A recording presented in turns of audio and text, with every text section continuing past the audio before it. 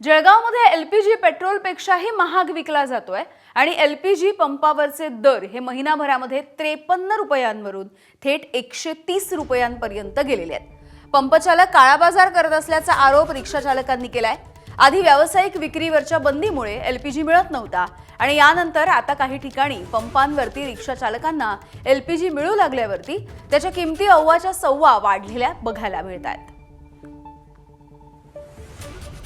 जळगाव शहरातले रिक्षा चालक आपल्यासोबत आहेत। गॅस मिळतोय पण तो भाव डबल टेबलनं झाला आहे आणि चार ते 5 पंप जळगाव शहरात आहेत, तर त्यापैकी फक्त एकच पंप चालू आहे। व्यवसायामध्ये गॅस पंप हा 2-4 8 ते 10 दिवसामध्ये सकाळी जर भरला तर तो 85, लगेच दुसऱ्या दिवशी भरला तर 105, 105 वरून डायरेक्ट 125पर्यंत।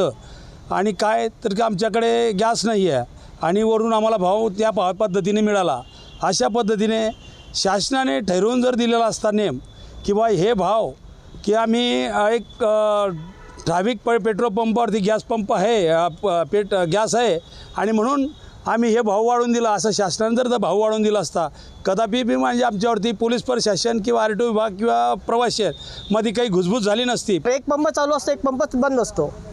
हो, तर ह्या स्थितीला आमची एकच विनंती अशी आहे की सदरूत एकच जर तुम्ही ठेवलं तर आम्ही साधारण समोरच्याला जर तुम्ही आम्हाला 51 ते 55 याच्यामध्ये आम्हाला गॅस मिळाला तर आम्ही 10 रुपये शीटप्रमाणे प्रवासी व्हायला सुरुवात करू। चंद्रशेखर नेवे, ABP माझा, जळगाव।